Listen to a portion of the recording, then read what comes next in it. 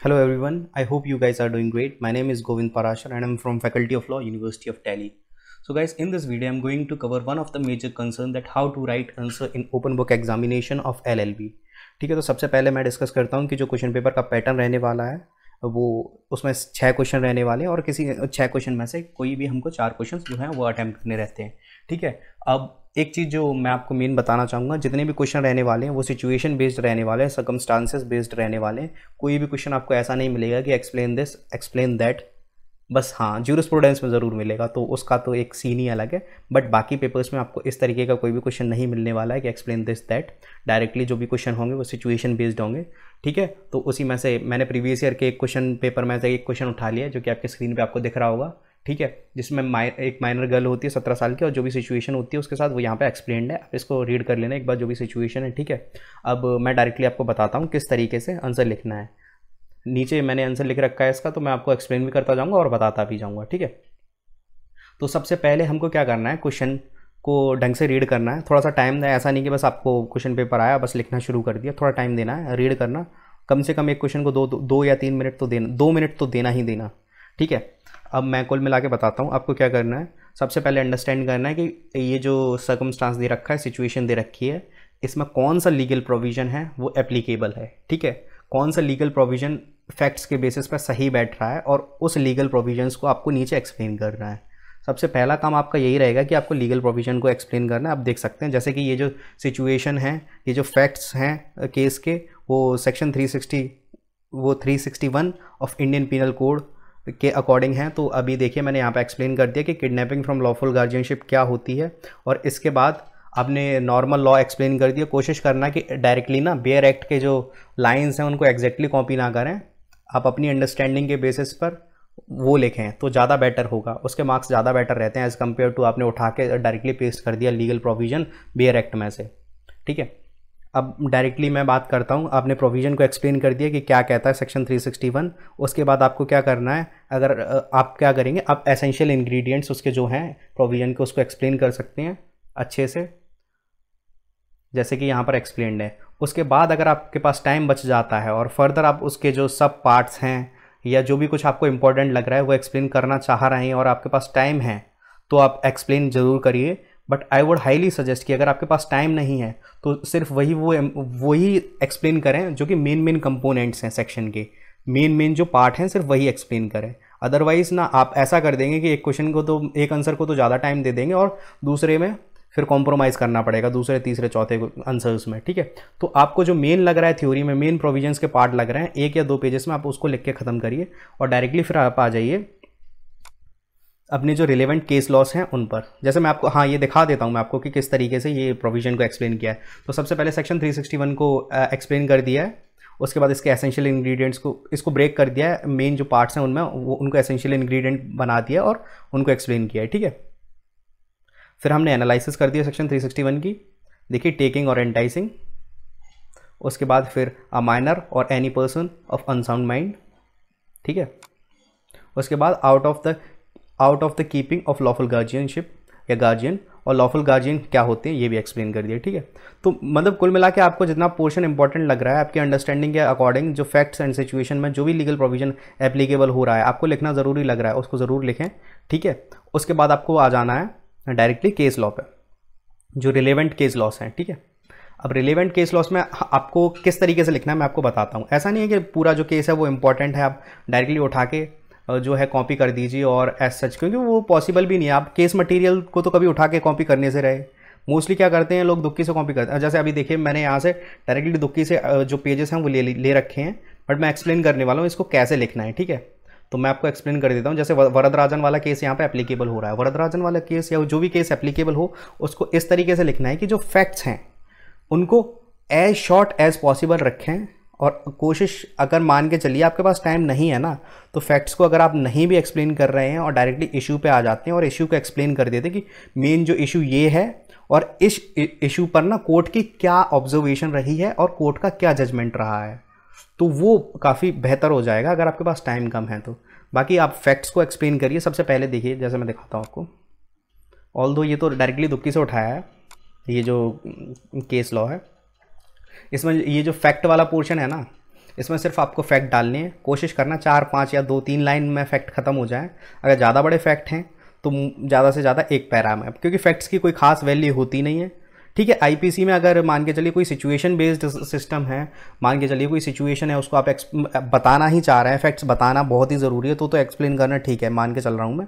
But अगर मान के चलिए जहाँ आपको लग रहा है कि फैक्ट्स को एक्सप्लेन करना इतना ज़रूरी नहीं है, सिर्फ इशू और डिसीजन ही काफ़ी है जो एक जस्टिफाई करने के लिए कि इस केस में क्या हुआ है, तो वो भी मोर देन इनफ है, ठीक है। फैक्ट्स की ज़्यादा कोई खास वैल्यू होती नहीं, इतना मैं आपको क्लियर कर देना चाहता हूँ। मेन जो वैल्यू होती है वो होती है इशू की और ऑब्जर्वेशन और डिसीजन की, ठीक है। तो आपको केस लॉ लिखते टाइम ये ध्यान देना है कि फैक्ट्स छोटे से छोटा, उसके बाद फिर आपको इशू पे आ जाना है, इशू को अच्छे से क्लियरली एक्सप्लेन कर देना कि ये इशू आ रहा है और इस इशू पर जो कोर्ट की ऑब्जर्वेशन है वो क्या है और फिर कोर्ट का जो डिसीजन है वो क्या है, ठीक है। तो एक केस लॉ आपका ऐसे खत्म हो जाएगा। कोशिश करना आप एक आंसर के अंदर कम से कम 2 केस लॉ की रेफरेंस दें, ठीक है। बट हाँ, आई नो कि टाइम की थोड़ी सी कमी रहेगी, तो आप ऐसा कर सकते हैं, दोनों केस लॉ को शॉर्ट करके एक पेज में ख़त्म कर सकते हैं। बट कोशिश करना कि रेफरेंस 2 की दें, अदरवाइज आप 1 की भी देते हैं तो कोई दिक्कत नहीं। बट हाँ, ये बात पक्की है कि अगर आप 1 से ज़्यादा केस लॉस की रेफरेंस देते हैं तो वो काफ़ी अच्छा होता है और मार्क्स तो पॉजिटिवली इंक्रीज़ करवाता है, ठीक है। तो इस तरीके से केस लॉ देने हैं। अच्छा, आपको कोई डाउट रह जाएगा ना, अभी मैं एक्सप्लेन कर रहा हूँ इस आंसर को, तो अगर आपको कोई अभी डाउट रह जाएगा ना तो वीडियो के एंड में सारा समराइज करने वाला हूँ, एकदम शॉर्ट में आपको बताने वाला हूँ कि क्या क्या, तो आप एंड तक देख लीजिए, आपको क्लियर हो जाएगा, ठीक है। तो ये केस लॉ हो गया, मतलब हमने 2 केस लॉ दे दिए। अब क्या करना है हमको, एंड में जब हम कंक्लूजन लिखेंगे तो कंक्लूजन कैसे बनाना है। कंक्लूजन बनाने का जो मेरा मेथड रहता है और मोस्ट ऑफ द पीपल का जो मेथड रहता है वो ये रहता है कि हमने जो लीगल प्रोविजन लिखा है उसके बेसिस पे हमारी जो अंडरस्टैंडिंग बनी, साथ ही साथ हमने जो केस लॉ साइट करे हैं उसके बेसिस पर हमारी जो अंडरस्टैंडिंग बनी ना, उसी अंडरस्टैंडिंग को अप्लाई करना है जो क्वेश्चन के फैक्ट्स हैं उनके अंदर, ठीक है। जब आप क्वेश्चन के फैक्ट्स के अंदर अपनी लीगल अंडरस्टैंडिंग जो प्रोविजन के बेसिस पे आपकी बनी है और साथ ही साथ ऑब्जर्वेशन ऑफ कोर्ट जो कि अपने रिलेवेंट केस लॉ साइट करे हैं उसको अप्लाई करते हैं आप केस लॉ की जो केस दे रखा है उसके फैक्ट्स पे, तो आपको क्लियर हो जाएगा कि इस केस के अंदर जो क्वेश्चन में पूछ रखा है यहाँ पर क्या होना है, किस तरीके की जजमेंट आनी है, क्या जो बंदा है वो लायबल होगा किडनैपिंग के लिए, नहीं होगा, जो भी कुछ है आपकी अंडरस्टैंडिंग लिखनी है। अच्छा, एक चीज़ और बताना चाहता हूँ, कंक्लूजन लिखते टाइम कोई भी आंसर, मतलब आपने कुछ भी कंक्लूजन लिखा है वो मतलब आप चाहें तो बंदे को लायबल करें, चाहें तो ना करें, लेकिन आप जस्टिफिकेबल रीज़न दे पा रहे हैं कि इस प्रोविज़न के अकॉर्डिंग ऐसा ऐसा है या वैसा वैसा है, इस वजह से ये बंदा लायबल नहीं होगा, और इस प्रोविज़न के अकॉर्डिंग ऐसा ऐसा है जिस वजह से ये बंदा लायबल होगा। आपका आंसर चाहे कोई भी हो, कंक्लूजन में एट द एंड आप डिसीजन, जैसे यहाँ पर डिसीजन दे रखा है कि the accused is not guilty of kidnapping the girl, ठीक है। अब इसको आप जस्टिफाई कैसे कर पा रहे हैं, मेन यही है कंक्लूजन में, ठीक है। अब आपने ये स्टेटमेंट दे दिया कि the accused is not guilty of kidnapping the girl because, अब बिकॉज लगा देना आप अच्छे से एक्सप्लेन रीजन करिए कि भाई ये प्रोविजन ऐसा कह रहा है, रिलेवेंट केस लॉ ऐसे कह रहे हैं, इस वजह से मैं ये जो है डिसीजन दे रहा हूं, तो कोई इशू नहीं है।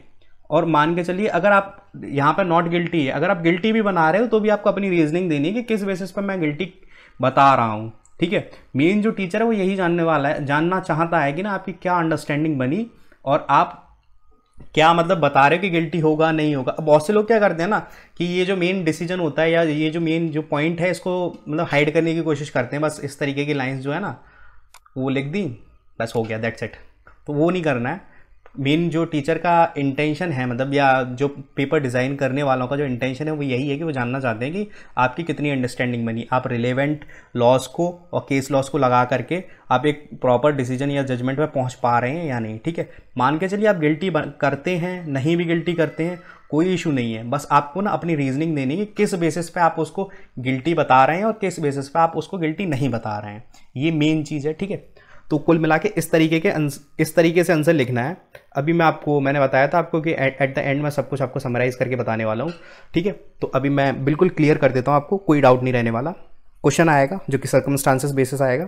अब आपको कुछ नहीं करना, सबसे पहले फैक्ट्स को पढ़ना है अच्छे से, आप समझ जाएंगे कौन सा लीगल प्रोविजन एप्लीकेबल हो रहा है, उस लीगल प्रोविजन को एक्सप्लेन करना है, उसके एसेंशियल इंग्रेडिएंट्स को एक्सप्लेन करना है।